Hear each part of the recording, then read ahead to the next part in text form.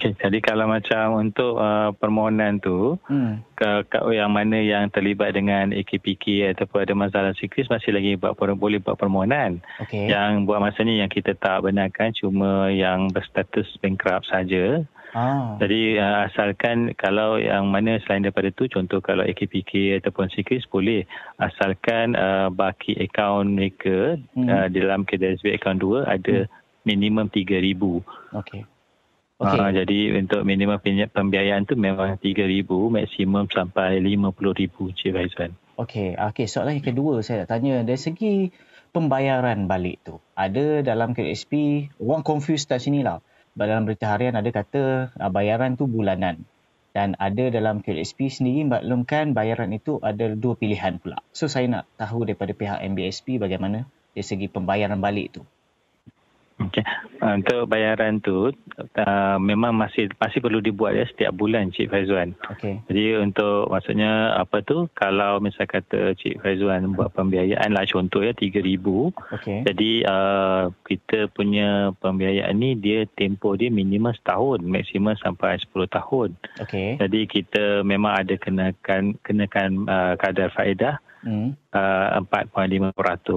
Okey. Dan bayaran bulanan masih perlu dibuat oleh pelanggan lah ya.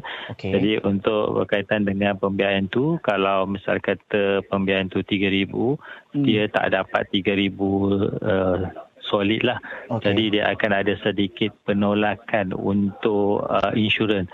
Sekiranya berlaku kalau apa-apa kejadian tiada ini, contohnya seperti kematian ataupun kecacaran kekal, jadi pihak insurans akan ada perlindungan untuk pelanggan. Oh, okey. That's good lah. Cumanya saya nak tanya ni, kalau macam tu dia ada exactly numbers ke, peratus ke, berapa dia akan, contohlah macam 3,000. Ada ke exactly numbers kat situ? Maksudnya orang boleh nampak lah secara kasar lah kan berapa dia akan dapat sekiranya pinjam RM3,000. Okey. Untuk masa pertama untuk buat permohonan, kita peminjam tu kena buat semakan dengan KWSP dulu berapa bagi akaun 2 yang ada.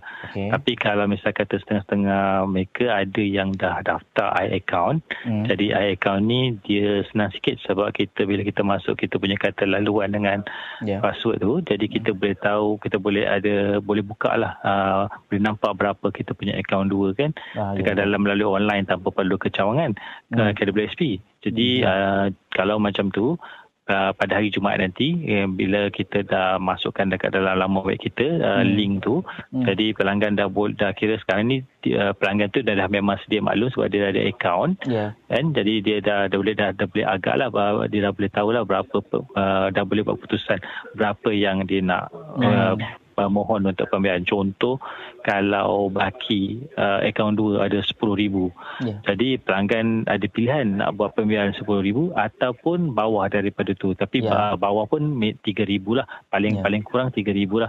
Tapi kalau dia nak maksimum 10,000 tak jadi masalah. Tapi kalau misal kata ada yang nak buat lebih, yang tu tak boleh, kalau sebab dia ikut pada pembiayaan tu berdasarkan pada baki akaun 2 yang sedia ada.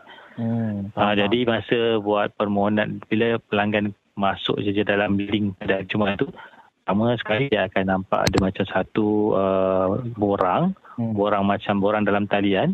Dekat sana tu akan masukkan nama, nombor telefon serta email, dan juga kena ada macam lepas tu bila dia submit, dia akan nampak ada macam dia akan dapat OTP, one time password. Jadi bila dah lepas saja dia dah masukkan, lepas tu dia akan dapat juga TAC. Jadi TAC ni transaction code lah.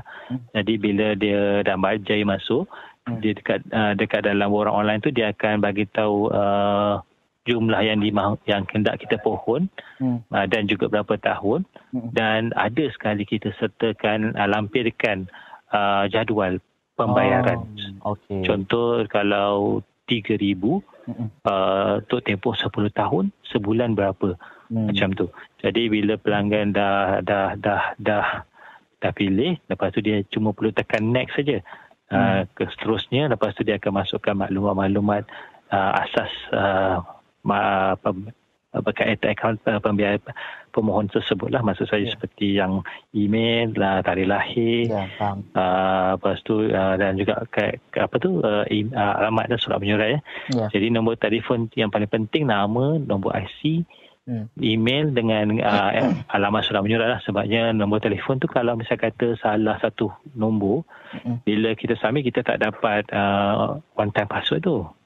Jadi masa depan satu untuk permohonan fasiliti akaun 2 ni, tentu kalau kita permohonan tu sekali saja. Maksudnya kalau macam kita dah buat pembiayaan tu 10,000 ataupun kita pinjam 5,000, tiba-tiba kita nak naikkan jadi 7,000 atau boleh. Sebabnya 5,000 kali pertama yang kita submit tu dia terus proses. Dia tak ada pembetulan. Kalau waktu masa buat permohonan tu kena buat pilihan betul lah. Buat pilihan yang betul. Sebabnya kalau lepas submit tu dah tak boleh lagi nak buat pembetulan. Return balik betul.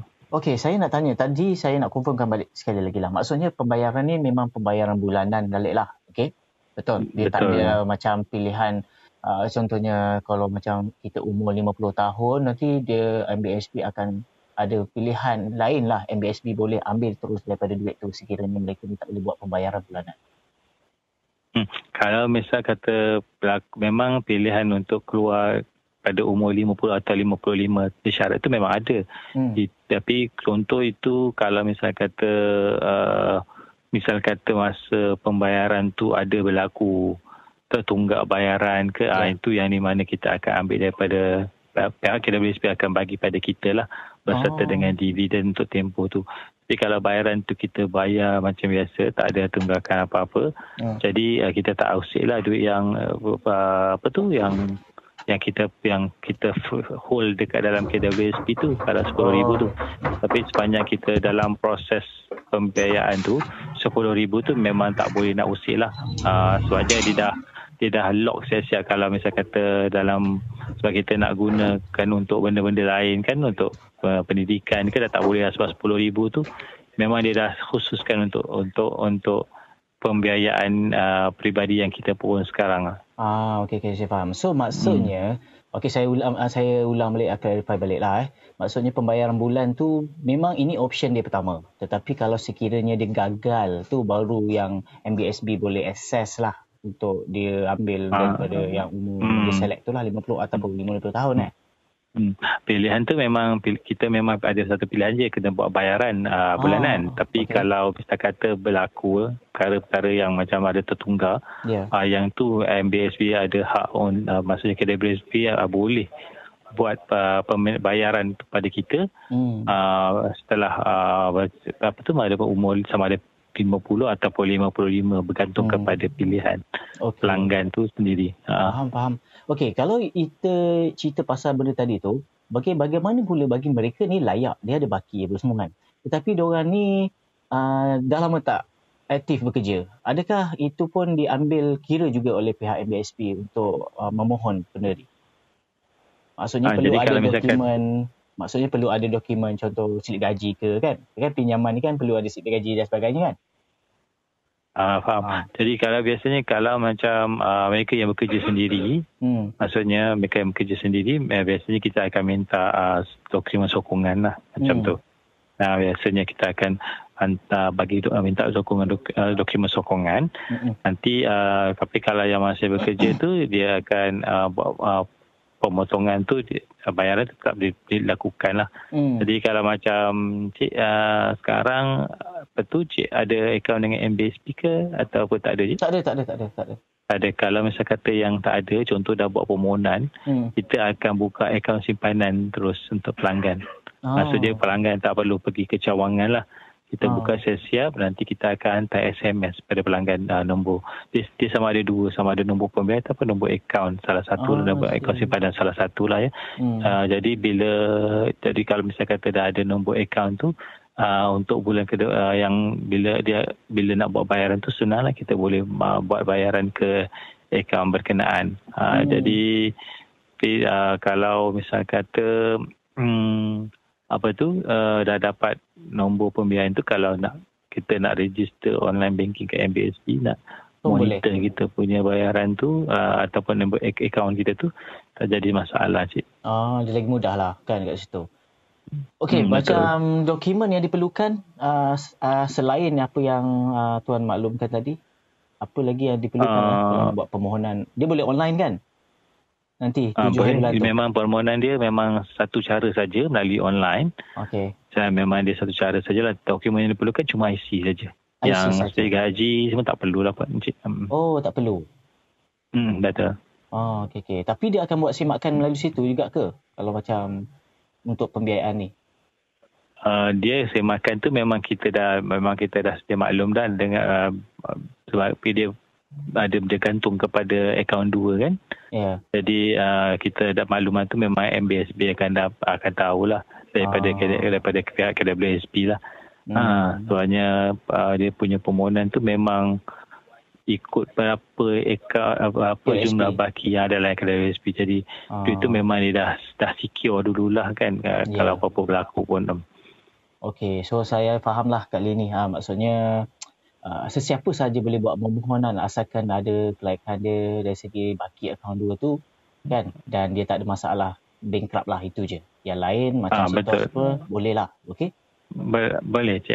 Kalau Sikris ke, ada AKBK ke, persetujuan semula dengan bank lain ke, boleh. Lepas tu saya nak tanya, last lah, ini minta maaf sebab saya nak make sure sebab everyone dia tak payah lagi nak call MBSP dah. Okay? Sebab ini semua soalan-soalan yang saya terima lah melalui komen-komen dekat platform-platform saya lah. Macam kadar peratusan tu, adakah dia mengikut kadar pinjaman yang kita ni? Kadar faedah ya. Kadar faedah yang MBSP tetapkan adalah pada 4.5% tahun. Okay. Jadi kalau untuk apa tu, contohlah kalau permohonan tu diluluskan dekat dalam table yang saya masukkan tadi tu, dia memang dah masuk siap-siap dah. Baki jumlah yang perlu dibayar. Maksudnya dah termasuk sekali dengan prinsipal dengan kadar faedah yang 4.5% setahun tu lah. Jadi dia punya bayaran tu dia jadual tu memang kita lampirkan sebagai rujukan pelanggan sebenarnya. Okey. Faham. Okey Tuan, terima kasih banyak atas perkongsian. InsyaAllah nanti saya akan cuba sampaikanlah kepada mereka. Okey, dan tu dah. Terima kasih banyak sekali lagi. Jadi untuk sebarang lebih untuk maklumat lebih lanjut, nanti ada pada 7 hari bulan bila kita masuk bila kita update link tu dekat dalam kita punya laman web, dia ada juga soalan-soalan lazim lah. Maksudnya soalan-soalan yang biasanya pelanggan akan tanya lah. Jadi itu boleh jadi sebagai panduan untuk peminjam tersebut lah, Cik. Ya, betul-betul. Okey. Terima kasih banyak Tuan. Cik Faizan, selain daripada itu ada apa-apa yang saya boleh bantu Cik? Ya? Itu saja. Terima kasih. Baik, Cik. Terima kasih kerana menghubungi MBSP. Waalaikumsalam.